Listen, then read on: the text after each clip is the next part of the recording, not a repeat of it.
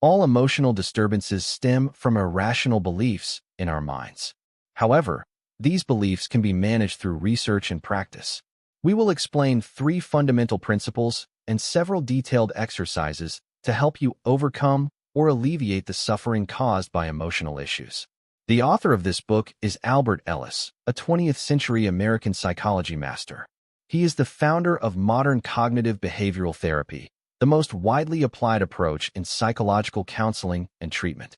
This therapy is studied as a mandatory course by psychologists worldwide. In fact, in rankings of the most influential applied psychologists compiled by professionals, he ranks higher than Freud. Ellis emphasizes a principle. Unhealthy emotions like anger, frustration, depression, guilt, and anxiety aren't directly triggered by negative events or adversities we encounter. The decisive factor is our internal beliefs, how we perceive these events or adversities. If we adopt irrational beliefs, we become controlled by external triggers and fall into these negative emotions. To overcome these emotions, what we need is rational emotions. Ellis's psychological treatment theory is called Rational Emotive Behavior Therapy, REBT. In Rational Living, Ellis presents 14 perspectives from REBT for managing emotions. These can be categorized into 3 levels: theory, methodology, and detailed guidelines. Ellis argues that all mental suffering and severe emotional disorders are unnecessary. We must first distinguish between feelings and emotions. Experiencing emotional pain from stimuli is a uniquely human trait and normal. However, if you dwell too much on this pain or exaggerate it, you create emotional problems. Since emotions are self-created, they can be self-controlled. The REBT formula is A times B equals C, where C represents your emotions. A represents the event or trigger you encounter. B represents your beliefs or how you view the event. These beliefs can be either rational or irrational. If you frequently have extreme, excessive reactions to something, that's an irrational belief. In this formula, A is an established fact. Mathematically speaking, A is a constant that cannot be changed, but B is a variable. Therefore, the magnitude of B determines C, your emotions. If your beliefs are irrational, you will develop unhealthy emotions. Irrational beliefs typically manifest in 3 aspects. First, subjectivity. The most typical example is, because I really want to do this well, I must do it well. Second, exaggeration. The classic example is thinking, this person is so important to me that I must have their attention, or my life will be unbearable. Third, extremism. People should treat me fairly. If they don't, they're bad people who deserve to be cursed and punished. When these 3 viewpoints are scientifically analyzed, none of them hold up. Wanting to do well doesn't guarantee success. Just because we value someone doesn't mean they must value us equally. Even if they don't value us, our lives won't be destroyed, nor does it mean we're terrible people. Similarly, conflicts between people are inevitable. Even if someone offends us, it doesn't mean they deserve severe punishment. These irrational beliefs arise because our internal assumptions are flawed, containing too many subjective elements that don't align with reality. As Ellis points out, while thoughts becoming reality is a beautiful wish, the probability of thoughts directly manifesting into reality is actually very low. If we become too fixated on this desire, always thinking in terms of should, must, and have to, we'll fall into these 3 irrational beliefs, causing emotional difficulties. Viewing life through these irrational beliefs not only amplifies negative emotions, but can also problematize positive ones. Ellis explains that while achieving success in something naturally builds confidence, crossing the line into superiority or believing you're superhuman leads to an inflated self-image and self-centeredness. This not only hampers relationships, but can lead to depression and self-doubt when you don't perform exceptionally. Therefore, the key to managing your emotions is establishing a rational belief system, the core principle of Rational Emotive Behavior Therapy. Now that we've covered the theoretical foundation, how do we put this into practice? Let's examine Ellis's methodological approaches. First, you need to challenge these irrational beliefs. In previous books, we called this step D for disputing. It's like double-checking the A times B equals C formula. We need to question these beliefs to prove their irrationality. In this book, Ellis further explains the nature of irrational beliefs. Why do we think in subjective, exaggerated, and extreme ways? Ellis explains it's because we're typically too demanding of ourselves, others, and our circumstances. Therefore, rational emotive behavior therapy offers 3 core solutions for irrational beliefs. 1. Unconditional self-acceptance. 2. Unconditional acceptance of others. 3. Unconditional acceptance of our reality. REBT theory maintains these 3 points are fundamental to handling all emotional issues. How do we implement this? Ellis provides 4 key practice points. They are: first, challenge irrational beliefs. 2. Address your emotional issues before tackling practical challenges. 3. Use actions to help manage emotions. 4. Practice repeatedly. Let's look at the first point, challenging irrational beliefs. As mentioned earlier, these irrational beliefs mainly stem from unrealistic musts. I must do well, others must treat me well. These mental assumptions often lead to emotional distress when we face setbacks. When such situations arise, we should ask ourselves, is there any logic or evidence supporting our musts? For example, when you attend a crucial job interview but perform poorly and don't get the position, you might think, the interviewer must like me and hire me. This is terrible that they didn't. I can't accept this outcome. It proves I'm worthless and will never find a decent job. These are irrational beliefs. When you view things this way, you inevitably fall into negative emotions like anxiety, depression, and despair. If you challenge these beliefs, consider, why must the interviewer like and hire me? Although I really wanted this job, I have no right to demand that the interviewer must hire me. This relates to unconditionally accepting others, as we have no right to demand they act according to our wishes. Then, is there evidence that this result is terrible and unbearable?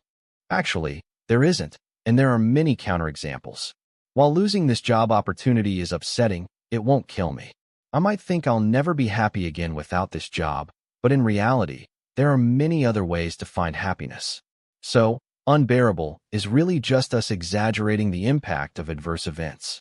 We can't live in a world where everything goes our way. Life will always have disappointments, and we must learn to unconditionally accept this reality. Similarly, does failing this interview prove I'm a failure, worthless, and incapable of future success? This is also irrational because clearly, this interview and job aren't everything in life. Even with this setback, we can reasonably expect to achieve success in other areas and prove ourselves. This is unconditional self-acceptance. Through such mental exercises, we can adjust our emotions in the right direction. I don't like this outcome and feel frustrated, but I need to understand this is reality. Rather than blaming myself, the interviewer, or fate, I should focus on how to perform better in future opportunities. This active challenging of irrational beliefs is the main method in rational emotive behavior therapy. Ellis also proposed that behavior, thoughts, and emotions form a trinity, influencing each other. So when facing real-life challenges, first free yourself from potentially unhealthy emotions.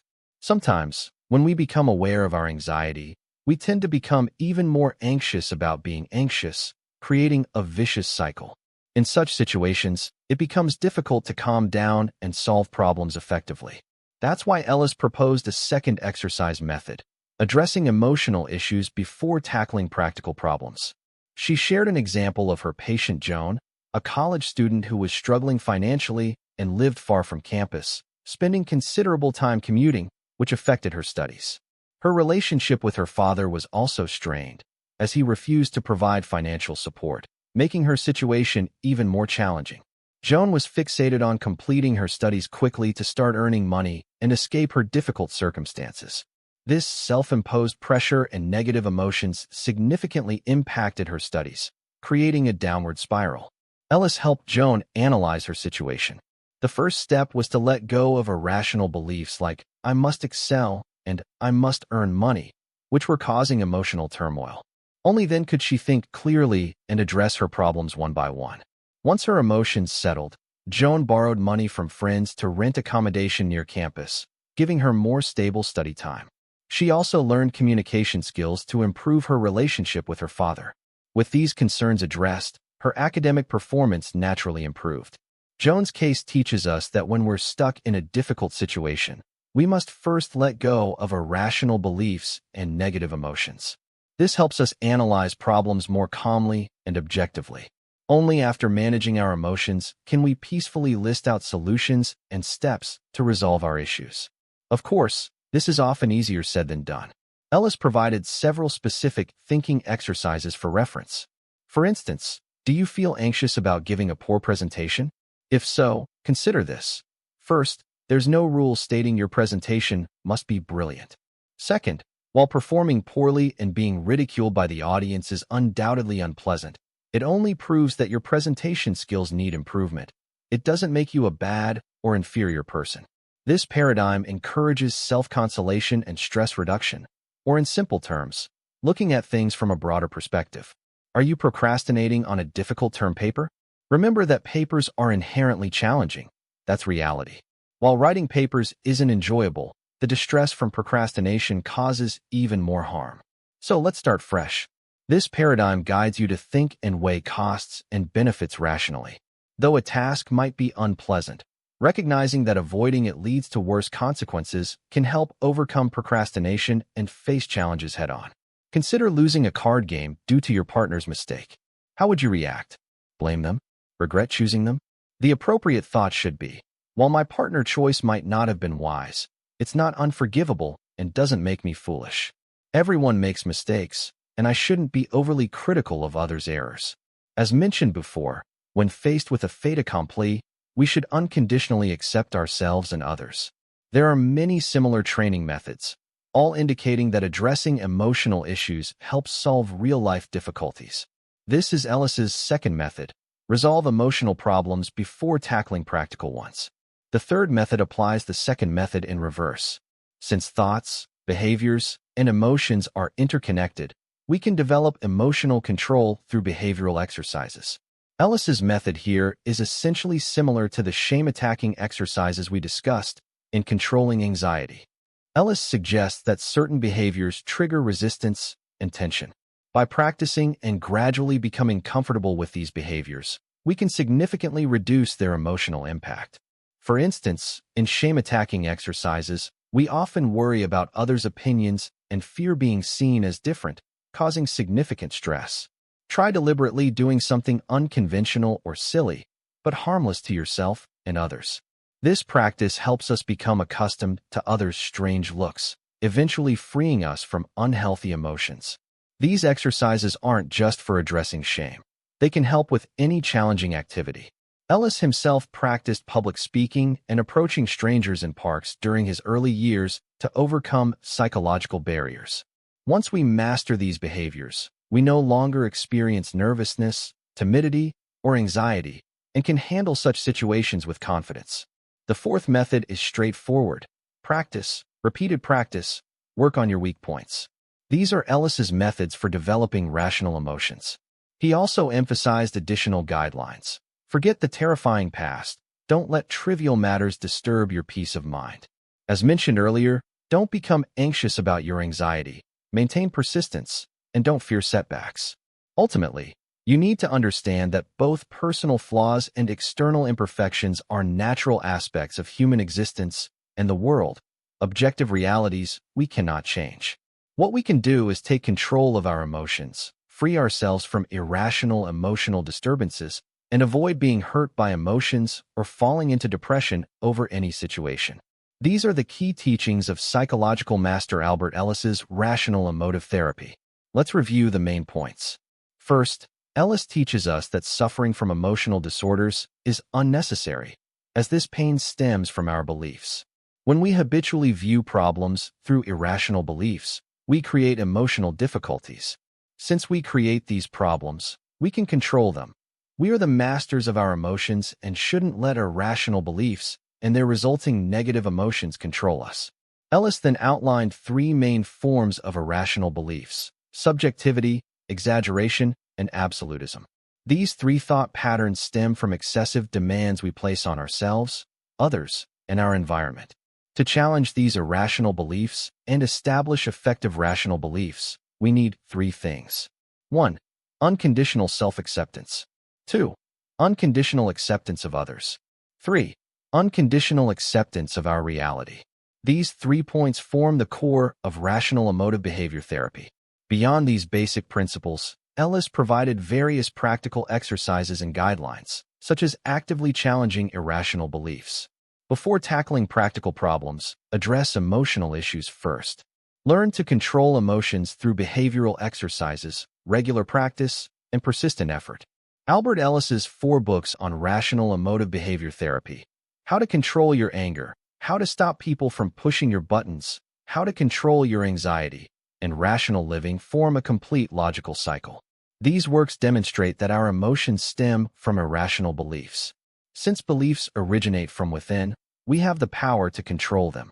Managing emotions requires understanding the principles and dedicated practice, with various methods and techniques available. May these insights help you learn to handle your emotions effectively.